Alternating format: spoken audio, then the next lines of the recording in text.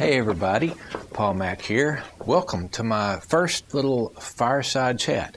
If you've got some coffee or hot chocolate, go get it. I've got mine here. It's in my Star Trek mug that I think somebody gave me last year for Christmas. And if you can see the crew of the Enterprise, when the beverage is hot, the crew of the Enterprise beams down to the planet, and when it cools off, they beam up back to the ship there. You can kind of see their heads. They're kind of half in limbo, I guess because it's not warm enough. So I just thought we'd take this time to talk about a few things that happened this last year and maybe give you a little heads up for some things that are going to be happening this coming year in 2025. So first of all, I wanted to tell you that a couple of months ago, Farmhands Companion passed another milestone.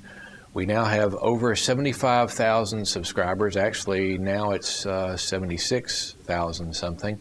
And that's all due to you supporting the show, telling other people, sharing the videos, and getting other folks to subscribe. And if you have subscribed in the last year, I want to thank you for joining the show and for watching. It means a lot to me, and it always will, that you take time. It's quite a thing that anybody would have anyone watch one of their videos, but so many of you are so faithful to watch every week when I release a new video, and I'm very thankful for you. I can't thank you enough, and I appreciate your support of the show.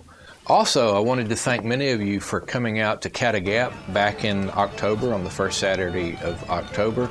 We had our annual Cattagap Heritage Festival right there in downtown Cattagap, around our little Gap Mercantile store. I got to meet several of you viewers who traveled, some of you a good distance, to see the festival.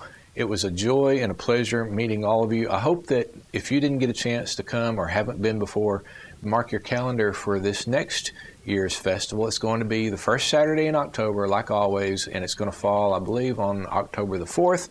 2025. So mark your calendar and be there. I'd love to meet you and have you walk around the festival and see all the really, really neat demonstrations, old-time crafts, and bring the kids. You'll be able to learn a whole lot of things. Now, I'm kind of excited about this. I wanted to tell you that the all-new Farmhands Companion Amazon store is up and running. My wife's been working really hard on that. And you can go there and you can find my recommended books. Even get a pair of overalls, roundhouse overalls for the kids or for yourself or for your wife. That'd make a really great Christmas present for her, I hope.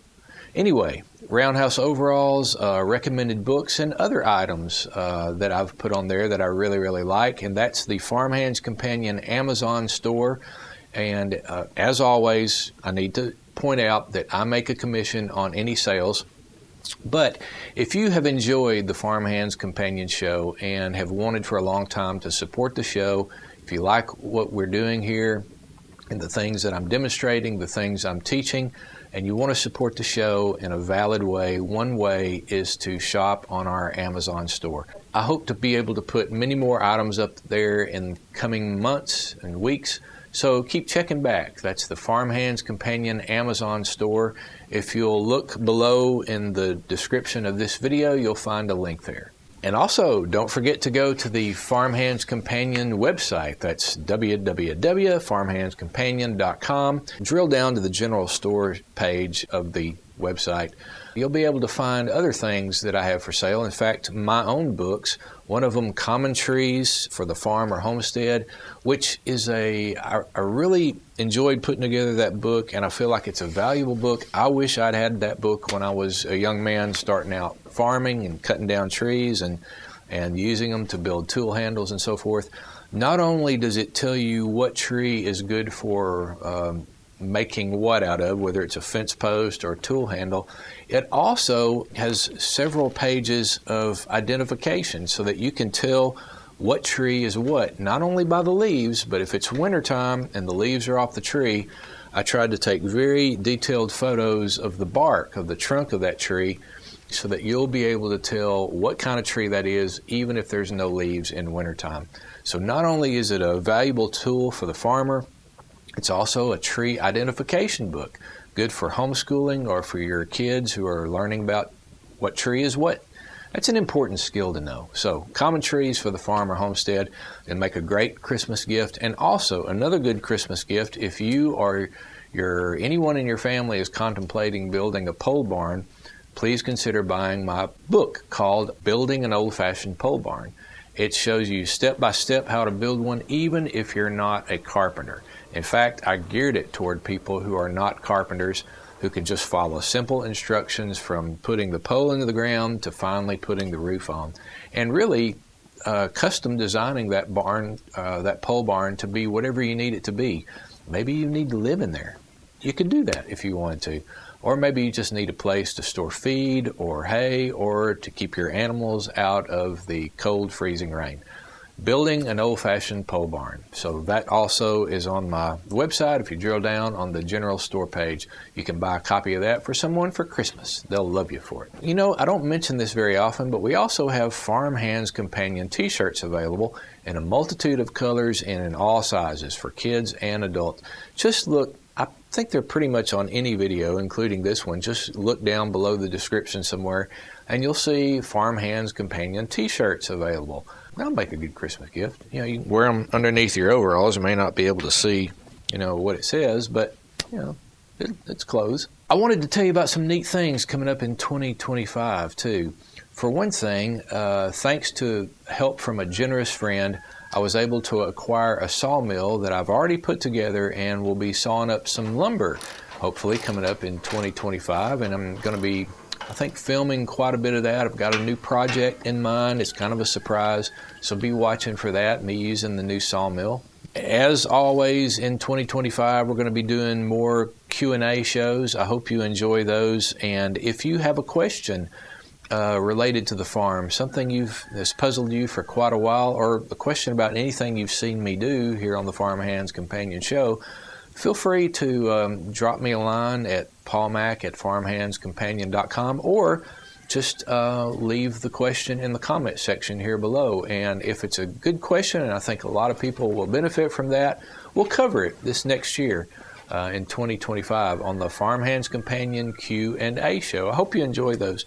Also, there'll be more of the bulletin, Farm Hands Companion bulletins, short how-tos on how to do a variety of farm things.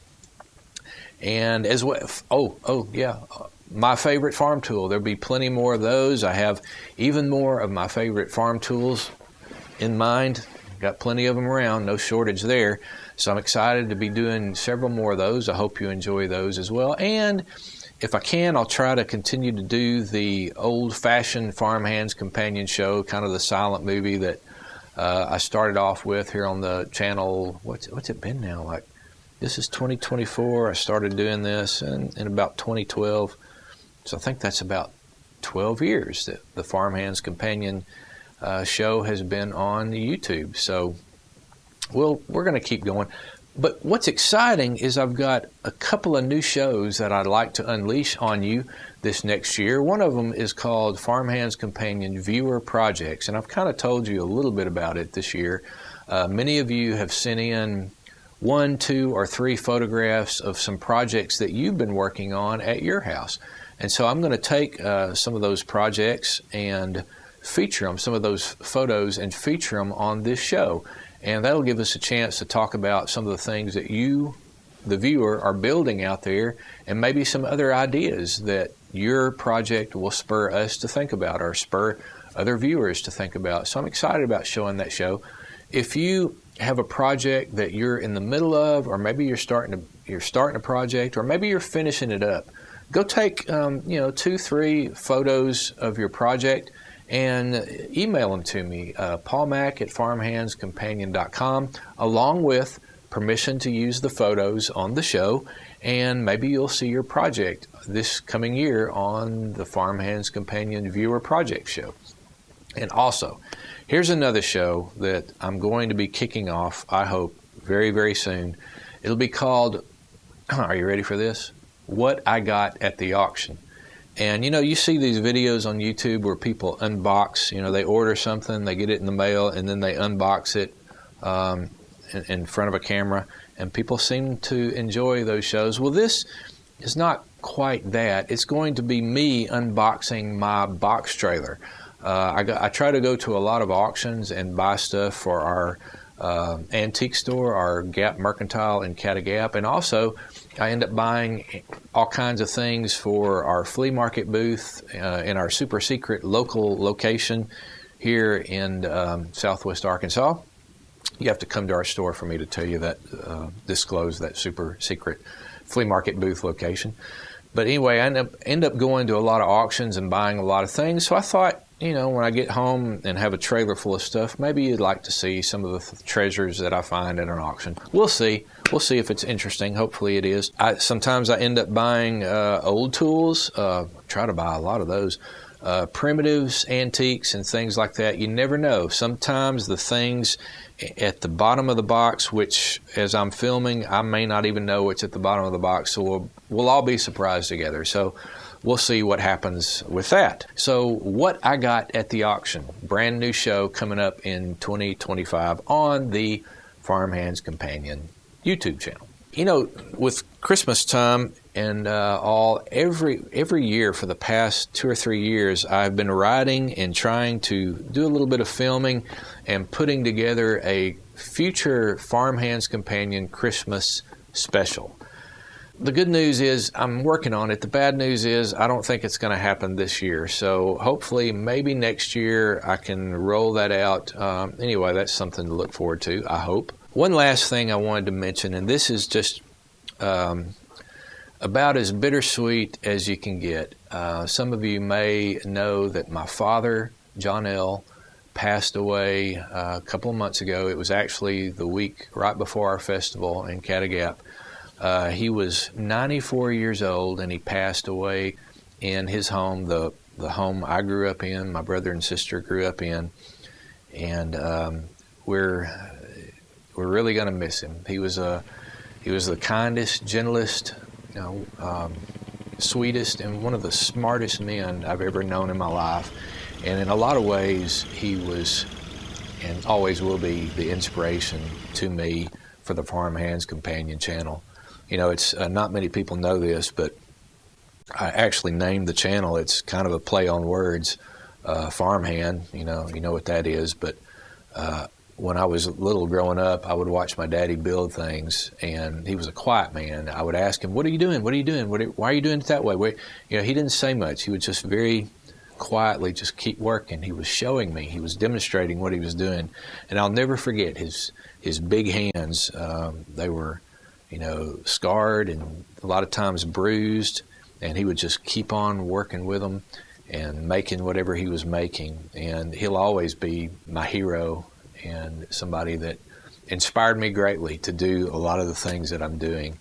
And as I said, he was 94 years old, and 1957, he was a young man serving in the National Guard, and he actually guarded the front steps of Little Rock Central High School during the historic Little Rock 9 episode in our U.S. Civil Rights history. If you get a chance, look up that incident and see what that was about. President Eisenhower federalized the Arkansas National Guard, so my dad was actually a federal soldier for that short period of time back in 1957. And without a college education, without a college degree, he graduated high school in 49, I think it was, and worked his way up from mowing the grass for a local sawmill. He worked his way up in a pretty large lumber corporation without a college degree, and eventually became management.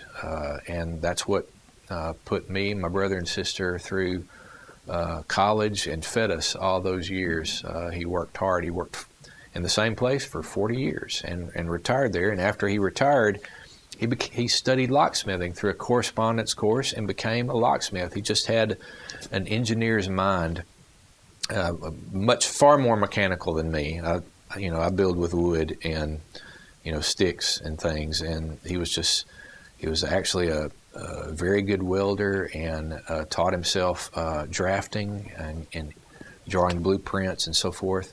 We're all going to miss his voice and his gentle nature and his kindness and his stories, especially, and all the things he knew about our own family history. He really lived an amazing life. I mean, he was born in 1930, and that was back in the time where in southwest Arkansas there were very few, if any, cars around. And in his life, he remembered riding to town in a wagon with his mama and daddy, and from that to automobiles. And he was fascinated by motorbikes with, bicycles with motors on them. He had a Whizzer bike. If you ever heard of what that is, look it up. It's an interesting little invention that came along in the late 40s, I guess. He had a Model A, and in his life, he went from wagon rides to town to the space age, seeing men walking on the moon, and computers, and finally, the last few years of his life, playing video games on his Kindle. I didn't even know you could do that. I thought Kindles were for reading books. Anyway, he figured that out, and I guess he was the world's oldest gamer. So I guess he has that to his credit as well. We're really going to miss him, but we haven't lost him. We know where he's at. And so if you remember, please pray for my mother, Lenora. This is a very difficult season for her. They were married for, I think, 71 years, so that's quite a loss for her. As a matter of fact, I want to read you, I've got right here, I want to read you just an excerpt from her memoirs, Sharecropper's Daughter. This is her account of their wedding day. So this was just 71 years ago. Here's what she wrote. She said, "Looking out the window, I caught a glimpse of my sweetheart's car pulling up, shining brightly in the setting sun. His parents were right behind in their 1941 Chevy pickup. I wondered if they were sad. My man looked suave and handsome in his three-piece suit and tie. I know they were proud of him. We both were nervous when we said hi. When all were seated, we took our place in the open door to the boys' room facing the way the planks ran on the floor. Old folks warned us not to get crosswise with the planks, or we would often be crossed. We told Brother Baker to go ahead, even though it was 10 minutes till time. It was a short, simple ceremony. He pronounced us husband and wife, then we kissed in front of God and everybody. I had mixed feelings about leaving home. That was something that hadn't happened often in my life. When we passed Mrs. Maud DeLauder's house on 67, I felt a wave of reminiscence like I hadn't felt before. I prayed silently, Lord, thank you for my parents and my past and all my family and my home and this wonderful man that you have given me for keeps the rest of my life. Please keep us safe and happy." And that was a prayer that the Lord answered for my mama. So again, if you remember, pray for Lenora, this tough time that she's going through. We sure would appreciate it. Lastly, once again, I just want to say from my heart, thank you for watching the show, for supporting the show on Patreon, for all the comments that you leave. I really enjoy reading your comments and your questions, and it encourages me. So many of you are so kind, and I can't thank you enough. It really means a lot to me that somebody would take time to watch these little video efforts that I put out.